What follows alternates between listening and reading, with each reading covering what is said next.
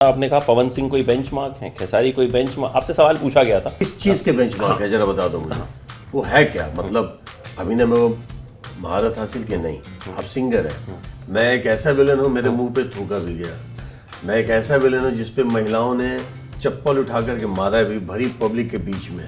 जब से ये सिंगरों का इस कदर का वर्चस्व यहाँ पे हो गया कि जब सिनेमा की तरफ कोई रुझान नहीं रहा है, एल्बम और एल्बम के माध्यम से एक सिनेमा के रूप में प्रपोजल, तब से इंडस्ट्री बिखर गई। सर। हीरो की जो हीरोगिरी होती है वो तभी निकल के सामने आती है जब विलन दमदार होता है, तो आप मानेंगे? ये तो है। और हीरो बनता ही तब है जब सामने हीरो बनता तब है जब सामने एक ऐसा विलन होता है जिसके आगे वो अपनी हीरोपंती दिखा पाता है। भैया आप पीट दिया है। अगर पिद्दी सा विलन होगा तो हीरो के लिए ताली नहीं बजेगी। और भोजपुरी में कहीं ना कहीं हीरो को ज़्यादा बड़ा कर दिया गया है। मतलब जितना हम आम फिल्मों में देखते हैं उससे भी कहीं ज़्यादा बड़ा कर दिया गया है। अब ऐसे हीरो को टक्कर देते हैं आप विलेन के रोल से भी और कैरेक्टर रोल से भी। कैरेक्टर रोल से तो क्या टक्कर नहीं देते हैं, कैरेक्टर रोल तो खैर एक अलग कैटेगरी में चला गया। तो विलेन आपको क्यों लगता है कि लोगों को विलेन पसंद क्यों आता है? इसलिए कि विलन फेक नहीं होता है, जो होता है रियल होता है। हीरो बहुत फेक होते हैं, वो करते हर वो कर्म है जो विलन भी करते हैं। बस अपने बनावटीपन से वो चीज़ों को अपने पक्ष में कर लेते हैं और ये अपनी उग्रता और क्रूरता और अपनी जिद में चीज़ें गंवा देता है। वरना अगर विलन देखे तो संसार में रावण से बड़ा कोई विलन नहीं था। लेकिन रावण गलत कहाँ था? रावण में जितनी सच्चाई थी, जितनी ईमानदारी थी, अगर वो चाहता तो अपने लंका में सीता मैया को अपने पास अपने कैद में रखा था, बट वो छुआ तक नहीं है। वो विलन, एक्चुअल विलन वही है, विलन की मर्यादा भी वही है। और बिना मर्यादा का न हीरो है, न विलन है, न कोई किरदार ऐसा होता है। तो हीरो फेक होते हैं, वो पटा पुटा करके अपनी चीज़ें अपने पक्ष में कर लेते हैं। और ये थोड़ा इनमें एक ही बुरी चीज़ होती है, जिद, इनका अकड़पन। तो यही है। आपको लगता है कहीं ना कहीं लोग विलन से इसलिए भी रिलेट कर पाते हैं कि असल जिंदगी में हम वो सब करना चाहते हैं और कर नहीं पाते हैं और जब हम पर्दे पे आदमी को देखते हैं करते हुए तो हमको कहीं ना कहीं लगता है कि हाँ यार सब कुछ नहीं कुछ कुछ। ये बिल्कुल सही बात बोले कि चाहता सब है कि मैं वो काम करूं, लेकिन कर नहीं पाता। तो वो अपना फ्रस्ट्रेशन जो है विलन में देखता है और कुछ क्षण के लिए हीरो के फेकपन में वो उससे जुड़ जाता है और हीरो के पक्ष में उनकी सोच बदल जाती है। मैं कोई भी एंगल नहीं छोड़ा कि मैं विलन को कैसे प्रेजेंट करूं। मैंने एक गिद्धराज भी बनाया, एक फिल्म थी जी जिसमें गिद्ध के जैसे गर्दन से कर रहा हूँ। कुछ जितना मैं मुझे लगा कि ये हो सकता है, ये गेटअप, ये फलाना, ये डायलॉग डिलीवरी, ये बॉडी लैंग्वेज, लंगड़ा लूल्हा बौना, कुछ भी करके सब किया मैंने। और शायद वही वजह है कि मेरी आज मैं विलन 5 साल से नहीं कर रहा हूँ, लेकिन विलन में बात आती है तो फिर लोग मुझे एक इमेजिनेशन में ले आते हैं। तो ये रहा है मेरे साथ बेनिफिट। अच्छा, आपने सोचा कब था कि एक्टर बनना है? सबसे पहले दिमाग में कब ख्याल आया था? मैं सोच के कुछ नहीं कर पाया, जो सोचा वो हुआ नहीं। क्या सोचा था बचपन में? माँ बाप क्या बनाना चाहते? कुछ सोचा ही नहीं, ये सब सडनली होते चला गया। हालात के ऐसे थपेड़े आए कि सब पता नहीं किस बहाव में बह गया। और पास्ट थोड़ा सा हर लोगों का होता है, यूपी बिहार से जो जुड़े होते हैं, तो थोड़ा बहुत नॉर्मल नहीं था मेरा पास्ट। थोड़ा जानना चाहेंगे किस तरह का स्ट्रगल रहा, कैसे आप? स्ट्रगल तो बॉम्बे से शुरू हुआ, वहाँ तो राजा था मैं बिहार में। स्ट्रगल बॉम्बे से हुआ, सिनेमा का स्ट्रगल था, बड़ा कठिन था। अब स्ट्रगल पे बहुत सारी बातें कर लिया, लेकिन अब क्या करूँगा? अगर बिना संघर्ष के कोई सफलता का कोई मायने नहीं रहता है। मेरे संघर्ष में ही मेरी मजबूती छुपी थी जो मुझे मिली, और शायद उसी मजबूती और उसी एक पॉजिटिवनेस के तहत आज जो भी कदम चल पाया हूँ। अदरवाइज मैं नहीं, अगर वो संघर्ष नहीं देखा होता तो नहीं करता। बचपन किस तरह का था? कहाँ पैदाइश हुई? बचपन मेरा सीतामढ़ी, बिहार, सीता मैया के जन्मस्थली। आप अभी अयोध्या में हैं, ये सीता मैया के ससुराल था। कहीं ना कहीं से हम लोगों का एक यहाँ से एक रिश्ता कनेक्शन है, स्ट्रॉन्ग कनेक्शन। तो वहाँ मेरी जन्मभूमि है, मैं वहीं पे पैदा लिया। प्राइमरी एजुकेशन गांव में हुआ, फिर हाई स्कूल और कॉलेज पटना में हुआ। थिएटर भी पटना में मैंने शुरू करा। थिएटर आपने अच्छा भी जब शुरू किया जी। तो वही मैं जानना चाह रहा हूँ कि दिमाग में क्या आया कि थिएटर, क्योंकि थिएटर ऐसी चीज़ है जिसमें बहुत ज़्यादा पैसा तो है नहीं। थिएटर मेरे लिए एक्सीडेंटल जोन था। मेरी संगत गलत थी वहाँ पे, थोड़ा मारपीट उदंडता बहुत थी मेरे में। अच्छा, मतलब पहले से ऐसे थे आप, जो पर्दे पे आप बाद में बने, तो कहीं ना कहीं नहीं, नेचुरल। उस समय जो बिहार का जो हालात था वो नहीं होता तो शायद हम 4 भाई में एक भाई को ऐसा उदंड होना पड़ता था, तो एक वट रहता था लोग। हाँ, ये है पैशन। लेकिन तू मैं जानता मेरा भाई कौन है, आपके बाकी भाई बोलते होंगे। नहीं, वो आज भी बोलते हैं। अच्छा, नहीं अब तो बोलते ही हैं। नहीं, अब तो खैर अब आप एक्टर बन गए, फेमस हो गए, तो अब एक अलग चीज़ है, लेकिन तब जो एक बात होती, जानता मेरा भाई कौन है, जैसे वो दिल्ली में वो है ना कि तुझे पता है मेरा बाप कौन है, दिल्ली वालों के लिए ये जो स्लैंग है बड़ा यूज़ किया जाता है। हाँ, तो आई थिंक आपके भाई यही बोलते होंगे कि तू जानता है मेरा भाई कौन हाँ, है। बोलते थे, लेकिन सब मेरे से नाखुश रहते थे। बाद में लोग को ये लगा कि अब बचने उचने वाला है नहीं ये। बहुत उस समय बिहार का माहौल बहुत, मानसिकता ही बहुत क्राइम की तरफ रुझान था सबका, और कुछ भी हो जाता था, कोई कानून व्यवस्था थी नहीं। तो मैं था, उदंड था। लोग एक तरह से समझे कि कभी भी कोई भी ऐसा ऐसा कांड करता था मैं, तो सब बहुत दुखी रहते थे। लेकिन मेरे बाबूजी को एक कहीं ना कहीं से एक मेरे अंदर कुछ पॉजिटिविटी और कुछ अच्छाई दिखती थी, तो शायद उनकी अच्छाई ही मुझे थिएटर की तरफ प्रेरित किया कि कम से कम इस टाइम पे इस जोन में शांति रहेगी। लेकिन वहाँ भी मेरे जो छवि थी वो बहुत बाधित किया मुझे थिएटर के अंदर, क्योंकि सामने से तो वैसा कुछ कोई कर नहीं पाता था, तो वहाँ भी लोगों ने दुश्मनी निकालनी चाहिए। मगर मेरे बाबूजी बड़े खुश होते थे, और उनकी खुशी के लिए वो छुप के देखते थे मेरा नाटक। अच्छा, छुप के क्यों देखते थे? सामने नहीं आते थे वो। अच्छा, वो मेरे बाबूजी जिस कदर का प्रेम करते थे, शायद वो प्रेम की एक अलग ही परिभाषा है। अपने पुत्र से कैसा प्रेम किया जाता है जो हम नहीं कर पाए। पता नहीं कितने पुत्र को ऐसा पिता नसीब होता होगा। तो उनकी खुशी के लिए मैंने थिएटर की। वो धीरे धीरे वो एक पैशन बनता चला गया, अच्छा लगने लगा। और मेरे में ऐसा कोई हुनर था भी नहीं।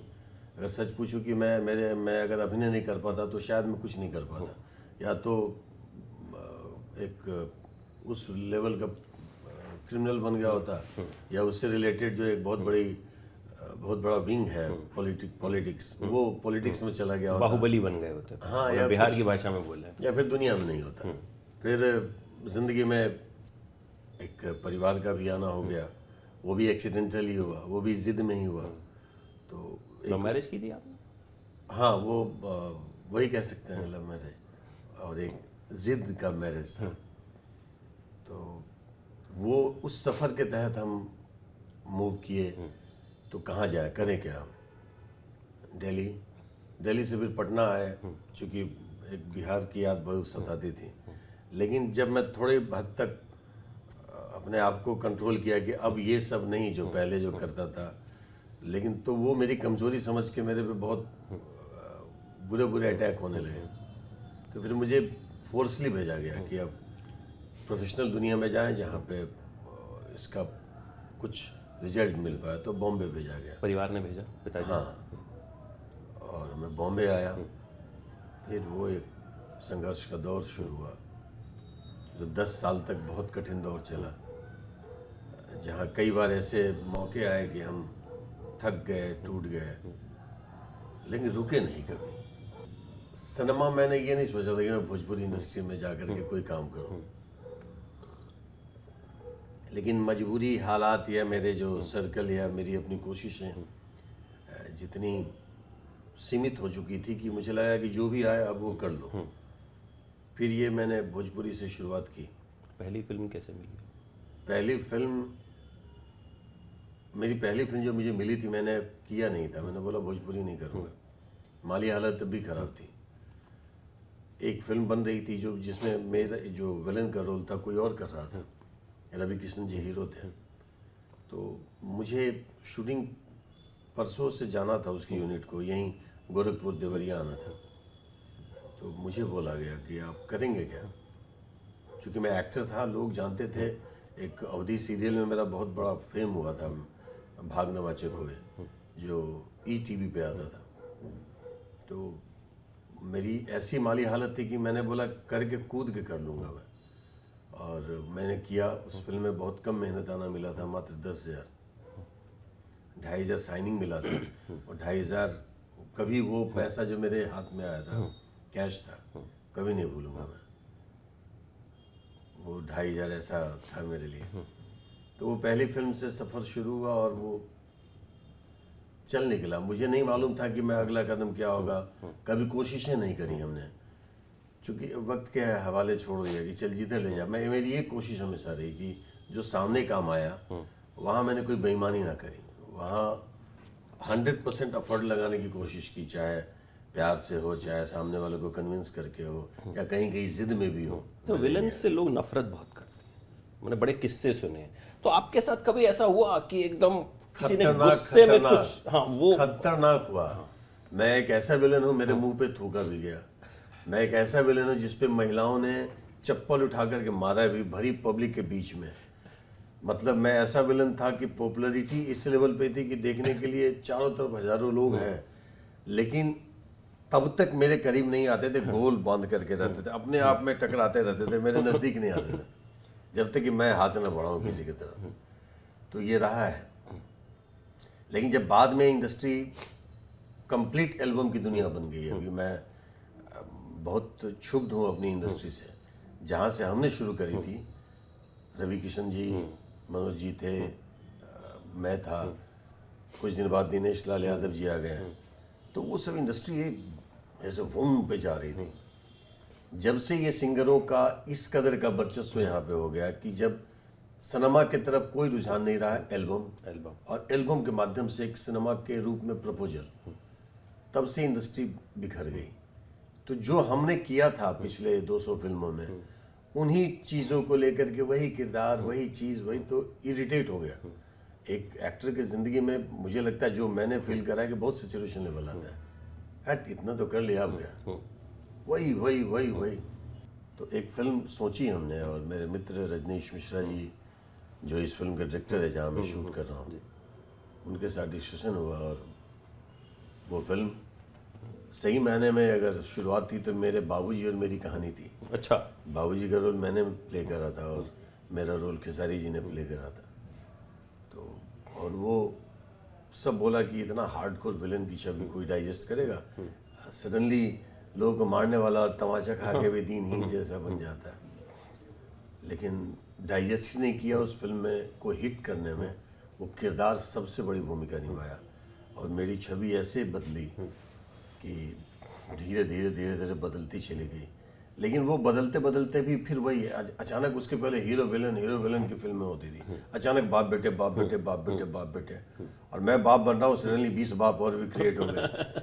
अवधेश मिश्रा बजट में नहीं आ रहा है, उसको ले लो, ऐसे ऐसे करते करते पूरा इंडस्ट्री बाप में हो गई। फिर वो उससे भी वन होने लगी मुझे कि अब क्या करूँ, अब तो ये भी एक पार्ट था, हीरो तो बन सकता नहीं हूँ, इस उम्र में आके हीरो बनूंगा नहीं।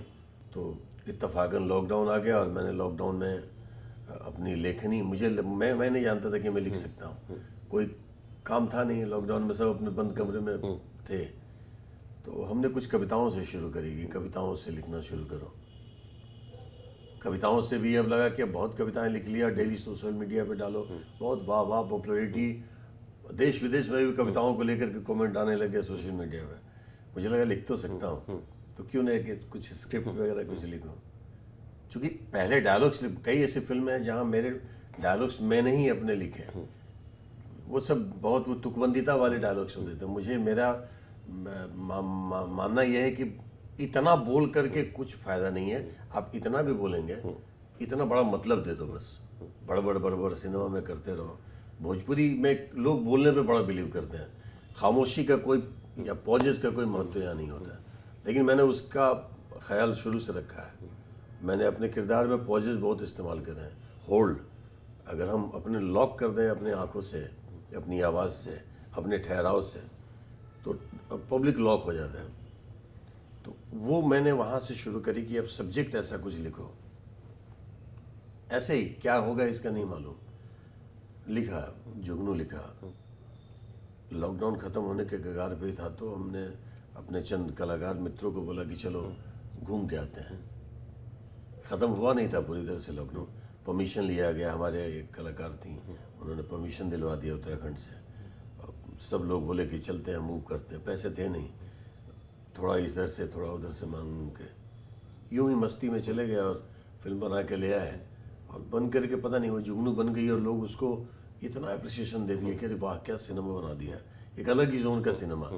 वो हीरो हीरोइन एल्बम के गानों से तो एक कॉन्फिडेंस लेवल आ गया। और बहुत बड़ी कंपनी वर्ल्ड वाइड ने उस फिल्म को उस प्राइस में ले लिया जो अमूमन फिल्में बनती है। आप जितना भी लगा लो, अब 20 लाख टूट जाता है, पब्लिक 25 लाख टूट जाता है जो भी प्रोड्यूसर होता है। और वहाँ जब 20 लाख का प्रॉफिट हो जाए तो मुझे लगा ये तो बढ़िया चीज़ है। फिर उसी प्रोड्यूसर ने, जिन्होंने जुगनू ली थी, रत्नाकर कुमार जी, उन्होंने मुझे बोला कि कुछ इस तरह का हार्ड कोर डार्क सिनेमा सोचिए। सोचा और बाबुल बन गई। बाबुल ने तो और मेरे दुश्मन पैदा कर दिए। दर्शकों में या पब्लिक में आज बड़े बुजुर्ग भी होते हैं जो मेरे से बहुत ज़्यादा उम्र के, वही पहुँच होकर प्रणाम करते हैं। बाबुल एक ऐसी फिल्म मेरी ज़िंदगी में आ गई है जो मुझे लगता है कि जहाँ जहाँ शूटिंग करने जाता हूँ हर घर में देखा गया है। भले ही पायरेटेड वीडियो देखा गया हो, टेलीविज़न पे देखा गया हो। मेरे सम्मान को आज तक, मेरा नाम शोहरत बहुत हुआ, लेकिन सम्मान मुझे बाबुल ने बहुत दिलाया है। आज के डेट में सिनेमा बनाने में हर फैसला हीरो करता है। दिक्कत ज्यादा है। हिंदी में भी है ये दिक्कत। हिंदी में इतनी नहीं है। नहीं है, आप डिस्कशन करिए। आप डिस्कशन करिए कि भाई ये थोड़ा अच्छा नहीं है। आप या तो हम आपको कन्विंस कर दें या आप हमें कन्विंस कर दो, दोनों एक ही चीज़ हो सकता है ना। लेकिन कोई यहाँ कन्विंस करने का मतलब नहीं है, बस ये करो। गाने भी वही सेलेक्ट करेंगे, म्यूजिक भी वही बनाएंगे, स्क्रिप्ट भी वही तैयार करेंगे, उनकी नज़र में कि हमसे ही सब चीज़ हो। मतलब अभी मसला है कि सिनेमा को लोग हीरो नहीं बनाते हैं, हीरो के लिए सिनेमा बनाते हैं। मैं आपके कुछ इंटरव्यूज भी देख रहा था। मैंने बहुत सारे कलाकारों के इंटरव्यू किए हैं बॉलीवुड में, ये वो। मैंने बहुत कम ऐसे लोग देखे हैं जो इतना खुल के एकदम बिंदास बोलते हैं आपके इंटरव्यू। इसलिए कि मैं एक चीज़ बता दूं, ये ऐसे क्यों बोलता हूँ। हम वो नहीं है जो दूसरे के शैडो में, दूसरे के साए के तहत अपना अस्तित्व ढूंढे। ईश्वर ने हमें बहुत व्यक्तिगत स्तर पे इस दुनिया में भेजा है। माँ के गर्भ से हम निकले हैं, पिता के पुत्र हैं, दुनिया में चले हैं, अपने कदमों पे चले हैं। तो दूसरे के शैडो में मैं मेरा अस्तित्व नहीं बना सकता हूँ। मुझे मेरा शैडो खुद निर्माण करना पड़ेगा। और ईश्वर ने मुझे मदद की और मैंने किया है। हमारे यहाँ कोई इसलिए नहीं बोलते हैं, अरे बोल देंगे हीरो नाराज हो जाएगा। ये मैं अब आपका एक सुन रहा था, आपने कहा पवन सिंह कोई बेंचमार्क है, खेसारी कोई बेंचमार्क। आपसे सवाल पूछा गया था, मैंने सवाल पे ध्यान नहीं दिया। किस चीज़ के बेंचमार्क है जरा बता दो मुझे। वो है क्या? मतलब अभिनय में वो महारत हासिल की? नहीं। आप सिंगर हैं, आप एल्बम में आपका बेंचमार्क हो सकता है, अभिनय में नहीं है, सिनेमा में नहीं है। आप पॉपुलर हैं, ये आपकी मेहनत नहीं है, आपकी किस्मत है। आप अपनी मेहनत से पॉपुलर नहीं है, आप अपने गुणवत्ता से पॉपुलर नहीं है, आप अपनी गायकी से पॉपुलर हैं, आप अपने एल्बम के उस वो क्या ट्रेंडिंग से पॉपुलर हैं। सिनेमा के लिए आपको ईमानदार अभिनेता बनना पड़ेगा जहां आप हैं ही नहीं। आप काम करते हैं, बेहतर काम करते हैं, लेकिन आप केवल वो काम करते हैं जो हर फिल्म में करते हैं। आप रेगुलर वही कर रहे हैं। कुछ करो। आपको ईश्वर ने वो उतना बड़ा मौका दिया है, उतनी बड़ी कुर्सी दी है कि आपको आज आप अपने तरीके से फिल्म बनवाते हैं ना, अपने तरीके से सब्जेक्ट लिखते हैं ना, लेकिन उन तरीका में क्या होता है कि हीरो, अच्छा हीरो का हीरोइज्म खत्म नहीं होना है। कब तक हीरोइज्म दिखाओगे? हीरो बन जाना, अमिताभ बच्चन ने पाक किया ना, हीरो बन जाना। वो हीरो बनो। हीरो वो जो तुमको लोग देख करके पागल हो जाए कि अरे यार कैसा किया यार।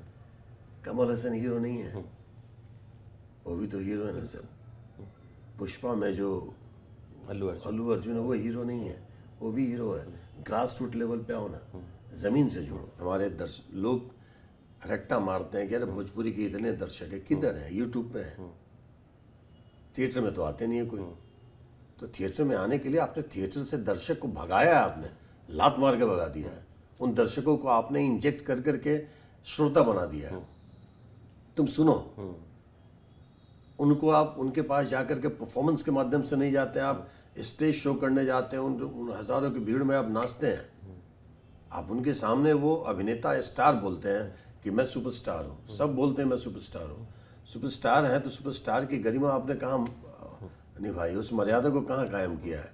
स्टार जो दूर से दिखे और सोचे कि वो कैसा होगा, ये नहीं कि कोई भी आया छू दे भैया भैया भैया। तो वो चीज़ें आपने, किसी का जन्मदिन हो या किसी का मरण का उत्सव हो या कोई स्टेज प्रोग्राम हो या कोई पर्व हो, कोई फेस्टिवल हो, आप भेड़ चाल में हर जगह जाते हो, तो आपको देखने के लिए लोग सिनेमा हॉल में क्यों आएगा? राइट। जो आप एल्बम में करते हैं, वहाँ पे स्टेज पे करते हैं, वही आप सिनेमा में भी कर रहे हैं। तो सिनेमा में कुछ स्पेशल करो तब तो आएंगे। तुमने तो अपने सारे खजाने को खाली कर दिया है लोगों के बीच में जाकर के। पैसे के रूप में अपना खजाना भरने के लिए तुम कुछ भी कर रहे हो। कहाँ ले जाओगे पैसा?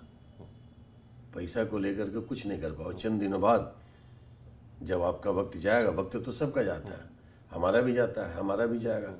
वक्त जाएगा तो आपको याद करने के लिए कोई नहीं रहेगा। मैंने बाबुल फिल्म की जो क्या बोलते हैं उसकी जो खासियत थी, उस खासियत ने मेरे लगातार दुश्मन खड़े कर दिए। आज मेरे पक्ष में हीरो भी नहीं है, चिंटू है। चूंकि अब इसमें भी एक किरदार है, एक फादर है। मैं उसी पे आ रहा था कि इसमें क्या किरदार है जिसकी आप इसमें एक अयोध्या में फादर है, शूटिंग चूंकि इस फादर का वो होल्ड है, मतलब एक फादर एक सेंट्रल कैरेक्टर है, तो आपको मुझे ढूंढना पड़ा है। अदरवाइज अमूमन नॉर्मल फादर होता तो मैं नहीं होता। कोई, ये तो चलो चिंटू एक कलाकार है, ये एक एक्टर है, ये इसके अंदर वो सेंसिबिलिटी है, वो सोच रखता है कि परफॉर्मेंस के जरिए हम लोगों के नजर, ये सिंगर तो है नहीं, लेकिन मैक्सिमम जो लोग हैं हमारे जो सुपरस्टार्स, वो मेरे साथ कंफर्ट नहीं होते, मेरे साथ काम नहीं करेंगे। क्योंकि आप सेट पे अब बीइंग एन एक्टर आओगे तो वो डेडिकेशन चाहिए। फूहड़ बन के तो नहीं होगा, ये तो नाच गाना है नहीं। डांस आप टेक्निकलिटी के साथ सीख सकते हैं, अभिनय सीखी नहीं जाती है। मैं नहीं, कभी मेरा यकीन नहीं रहा कि आप अभिनय सीखे, या तो वो अभिनेता हैं या फिर आप नहीं हैं। तो उसको निखार लाने के लिए आप चंद एक्सरसाइजेस कर सकते हैं, नहीं है तो आपको पत्थर से आप अभिनय नहीं कराएंगे। तो मेरा तो ये मानना है कि आप अभिनेता हैं, ये तो प्रूफ हो गया, आप कर रहे हैं, तो अपने आप को तोड़िए मरोड़िए। तुम हीरो हो इसलिए वो किरदार है, नहीं है। तुम वो किरदार है इसलिए हीरो बने। लेकिन यहाँ हीरो के किरदार नहीं लिखे जाते हैं, यहाँ हीरो के लिए किरदार लिखा, हीरो के लिए किरदार लिखे जाते हैं। मुझे लगता है वो कहीं ना कहीं चेंज होगा तो शायद बेहतर सिनेमा बनेगा। सर चेंज होगा सर, सिनेमा बदलता है सर, दौर बदलते हैं। हम रहे न रहें, लोग रहेंगे जो सिनेमा को बदलेंगे। हमेशा बदलाव रहा है, हमेशा चीज़ें बदलती रही हैं और बदलेंगी, यहाँ भी बदलेंगे। नई जो बदलेंगे वो ख़त्म हो जाएंगे, मिट जाएंगे, और कुछ उपाय नहीं है। चलिए उम्मीद करते हैं बदलें और आपके भी और नए नए किरदार हम देखें। आएंगे सर। अभी हमारे खाते में ईश्वर ने ऐसी ऐसी फिल्में दी हैं जो उस सिनेमा का हीरो है, उस कथानक का हीरो है। लाइक मेरे पापा, इतनी सी खुशी, एक अधेड़ आदमी की एक सोच जो होती है आज की डेट में, जो हर लोगों से जुड़े। दादू आई लव यू जो अभी रिसेंटली अभी कंप्लीट हुई है। तो इस तरह की कई फिल्में हैं सर, और फिल्में बन रही है, इस तरह के सब्जेक्ट्स हैं। मैं भी कभी इस बात को तवज्जो नहीं देता हूँ कि हम एक जो रेगुलर सिनेमा है उसके हिस्से बने। मैं जितनी फिल्में छोड़ने में यकीन रखता हूँ, छोड़ने में यकीन रखना, मैं कुछ ये पागल नहीं हो गया हूँ। क्या करूँगा, वही चीज़ें हैं।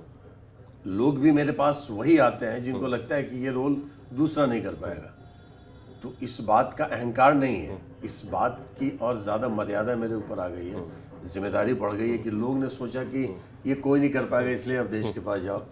तो उसको कोशिश करो बेहतर करने का।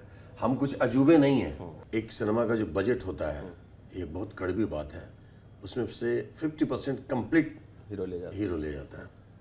उस 50% में हीरो की सोच में कतई नहीं आता है कि इसके बाद कोई कलाकार भी है, इसके बाद कोई टेक्नीशियंस भी हैं, इसके बाद सिनेमा भी है। और सोच रखते हो कि बहुत बड़ी फिल्म में नहीं हो सकता है।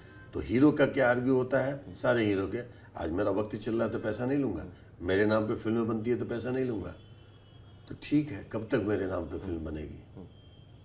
फिल्म बनेगी तब तो मेरा नाम रहेगा, बिल्कुल। मेरे नाम पे कब तक फिल्म बनेगी? लेकिन कौन है आपके खिलाफ? मतलब आपने बड़ी बार बार ये चीज आपके, कौन है मेरे पक्ष में? कहीं ना कहीं दर्द आपका मुझे लगा कि मतलब कौन है मेरे पक्ष में? मेरे पक्ष में देखिए, अवधेश मिश्रा के पक्ष में हो सकता है, अवधेश मिश्रा की सोच के पक्ष में कोई नहीं है, और ये अच्छा है। अगर मेरे खिलाफ लोग नहीं होते तो मैं मजबूत नहीं होता। आज मैं उन तमाम उन अपने शुभचिंतकों को शुक्रिया अदा करता हूँ कि आप अगर मेरे बारे में इतना विरोध नहीं करते तो हम शायद नहीं बनते। मतलब मेरे से जो डायरेक्टर्स हैं अब तो धीरे धीरे सब आ रहे हैं। अभी तो चलो 1 साल पहले तो ऐसी स्थिति थी कि मैं मतलब लोग अवश्य चले तो मेरी हत्या कब का करवा दे, पता नहीं क्यों ऐसे बहुत बिगुल बजाता। लेकिन धीरे धीरे अब आ रहे हैं, चूंकि वो लोग भी इस तरह के किरदार में आ रहे हैं कि इस तरह के कंटेंट को लेकर के आ रहे हैं, तो वो प्रेम से आते हैं हमारे पास। करते भी विरोध में मैं नहीं बोला, मेरा कोई शत्रु नहीं है, आप मेरे मित्र भी नहीं है, आप मेरे पक्ष में भी नहीं, सिनेमा के पक्ष में नहीं। मेरा शत्रु हो जाए, मेरी हत्या कर दो, चलेगा, मैं समझ गया, मुझे मार डालो। सिनेमा है तो आज हमारी पहचान है, आपकी पहचान है, तो सिनेमा को जिंदा रखने की बात हम कह रहे हैं, आगे कुछ नहीं। जो श्रोता जो हो चुके हैं उनको वापस सिनेमा में लाने की कोशिश कर रहा हूँ कि सिनेमा के दर्शक बन जाओ भाई। श्रोता हो गए कब तक? और एल्बम यहाँ थोक भाव में इतने बनते हैं, बड़ी बड़ी म्यूजिक कंपनियाँ आती हैं, बनारस, लंदन, दुबई, एक साथ 100 एल्बम बना करके जाती है। तो क्या करेंगे? अभी सब टीवी पे ही, मोबाइल पे ही दुनिया है, यूट्यूब पे ही है। भोजपुरी इंडस्ट्री की फिल्मों को OTT प्लेटफॉर्म जो सराहने लगेगी ना, आज मैं बड़ा खुश हूँ कि बाबुल ZEE5 पे है और रेगुलर है 1 साल से, तो ये मेरे लिए बड़ा सौभाग्य है। और बड़ा मज़ा आता है कि हम जब ZEE5 लगाते हो तो बाबुल दिखता है। एक्चुअली भाषा उसमें भोजपुरी कंप्लीट नहीं है, खड़ी बोली है जो वेब सीरीज वगैरह की बोली होती है। तो उस तरह से फिल्में आते रहें। वो तो चलो जी ने खरीदा था, उसने ZEE5 पे डाला है, OTT पे डाला है, और वो सौभाग्य है कि वो फिल्म लोग देख रहे हैं, तभी अभी कंटिन्यू है, नहीं तो हटा दिया जाता है। लेकिन OTT वाले हमें इनवाइट करें कि आप इस तरह की फिल्में बना करके लाओ, उस दिन का इंतज़ार है। जिस दिन वो ईश्वर दे देंगे इस इंडस्ट्री में, तो शायद हमारे जैसे सोच रखने वालों की ही वाहवाही होगी, उन्हीं लोग के कदम पे लोग चलेंगे, ये कदम हट जाएगा। क्योंकि यूट्यूब पे एल्बम भी देखेगा तो हमारी फिल्मों को क्यों देखेगा लोग? अब यूट्यूब से बाहर जाना चाहिए। वो नजर इनायत ईश्वर कब करवाते हैं, ये ईश्वर के हाथ में है। उम्मीद करते हैं जल्द करवाएं। बहुत बहुत शुक्रिया आपका बातचीत करने के लिए, बड़ी बिंदास आपने बातचीत की, बड़ा मज़ा आया।